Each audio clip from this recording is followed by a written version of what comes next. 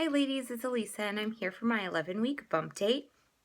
The baby at 11 weeks is the size of a Brussels sprout.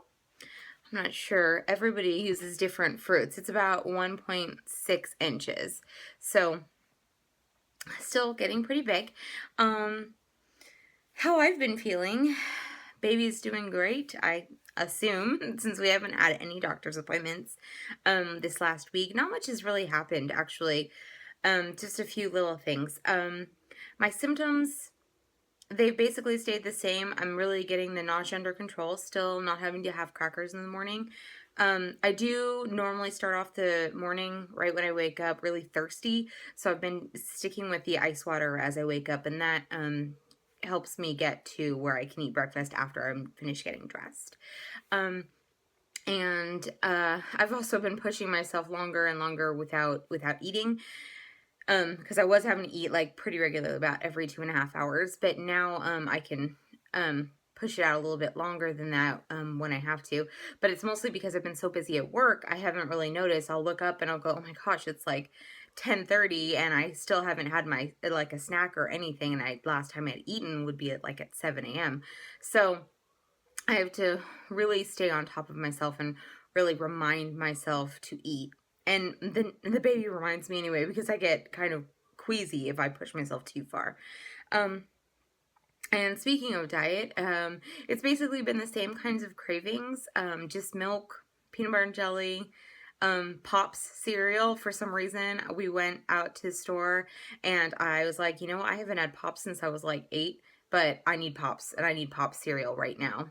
For anybody, you know, it's the yellow box and it's just a little sweetened corn cereal. I'm not even sure what it is, but whatever it is, my body wanted it and now my body can't get enough of it.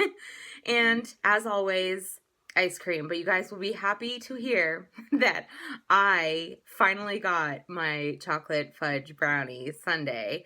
We went to Chevy's for dinner on Sunday, and me and Brian and his mother and brother, we all split one. And by we all split one, I mean I mostly ate it, but they were kind of letting the pregnant lady have the leeway. But I didn't feel that bad about it because I got on my mother-in-law's scale like right before we went out to dinner, which, you know, was kind of pointless because I don't know if her scale is calibrated to the same thing that the hospital's is, but it said that I hadn't gained a single pound since my last doctor's appointment. So I don't know if that's true. I guess we'll see on Thursday at my upcoming nuptial ultrasound for the genetic testing.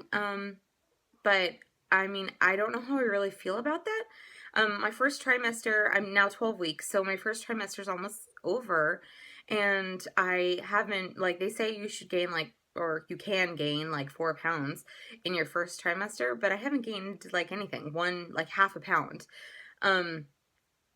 And so I don't know, like, am I giving my baby enough nutrients or what? So I'm going to talk to my doctor about that. As I mean, they only want me to gain 15 pounds throughout this entire pregnancy. So I'm proud of myself for not gaining weight. I mean, I really haven't increased what I'm eating at all. I've just tried to pick out healthier foods, make better choices. And I haven't really craved anything. We got a whole bunch of Christmas chocolates at work, and, you know, like C's candies and stuff like that, and chocolate covered pretzels, but I'm not really interested in any of it. I'll take a few nibbles here or there and then I'll just be done. My stomach is just done. And so I haven't been pushing that. I mean, why? And why eat the junk food if I'm not craving it, right? The only junk food I seem to crave is ice cream all the time, and apparently cereal. So, those, you know, if it's going to keep me away from gaining that 15 pounds too soon, then I guess it's really a good sign that I'm not craving that kind of chocolates and stuff like that. But yeah, so that's that. And one symptom I keep forgetting to tell you guys about, it's not really a symptom, I guess it's really just a sign of pregnancy. I've heard that so many women get acne when they're pregnant, and I know that it's still soon, but I mean, again, we're almost done with my first trimester, and my skin has never been clear. I don't know if you guys can really tell in this light. I kind of look a little pink, but I mean, I've got these really itty bitty, like occasionally I'll get these tiny little itty bitty little red bumps occasionally, but I mean, my skin has never been clearer, so I've been loving it. So, I mean, no back knee, no acne. I mean, when I was a teenager, I didn't get acne anyway. I only got occasional pimples or, pimples pretty regularly, I guess, when I was a teen. But, yeah, my skin is super clear. I've just been wearing BB cream and, eyeshadow and eyeliner and everything. But on my face, just like a light BB cream and, a light powder on it, and I've been good to go. So, I'm really loving that symptom. That's great. I can definitely tell that my belly is definitely changing shape. Because my little Elisa lump is really not that much bigger than my little baby bump on the bottom now. So it's really starting to look more like I look more pregnant than I am, because it's starting to turn out to be more of a D shaped than like a B shaped. But yeah, so that's crazy too. I mean, it's, the baby's still little, but, or not so little right now, I guess. He's about 3 inches long almost now, but this is the 11-week bump date and not the 12-week bump date. But anyway, so baby and belly are both growing, so I'm really excited about that. And I'm excited that my symptoms are still really, really easy. I'm really, really grateful that this pregnancy's been so easy going so far. I haven't thrown up anymore. I was in the meat section again at Costco. I should have learned my lesson the first time, but I can handle that section for like a few minutes. It's not the smell or anything. It's just, oh, see, even thinking about it, just the raw meat, just being around so much raw meat. Ugh, bleh. Ugh. So I'm glad Brian does the majority of the cooking, because I really don't think that I could handle it. I could barely handle doing the dishes too. Another side effect, really, just the smell, the look of the water, any combination of the dishes makes me burp a little. But yeah, other than that, I can deal with that. So just try to avoid doing the dishes and try to avoid cooking. So, there are worse things. But yeah, so the biggest change that happened at the day before I turned 12 weeks was I took my very last progesterone shot. That's right, ladies. I would insert cheering if I knew how to do that. I bow. Yes, thank you, thank you, thank you, thank you. Yes, my very last progesterone shot, and a few days before that was my very last estrogen shot. So my hips will finally be able to heal. Oh my gosh, finally be able to heal. I realize that on these updates, I have been completely really leaving out the shots. I haven't really talked about them, mostly because they suck. I mean, if you're going to do a transfer, if you're doing a transfer, if you're about to do IVF, or you're like still beginning stages of your pregnancy, progesterone shots suck. Intramuscular shots suck. They hurt. I mean, literally, the little lumps that were itty tiny size of peas went, the size of walnuts, and now are the size of a lime. They're huge. They suck. They hurt. And they, another thing, I wanted to throw it out there to you ladies, because I've been completely forgetting this in all of my, updates, is that on my right-hand side, a few weeks ago, maybe 3 weeks ago, I started to get a little numb patch right underneath my underwear line on my upper thigh. And I was like, oh crap, what Brian Nick when he was giving me the shot. And so I contacted my RE at that point, because that's who I was still seeing. And he said, why don't you just review the paper and where you're supposed to be getting the shots, just to make sure. But he's basically said that it happens.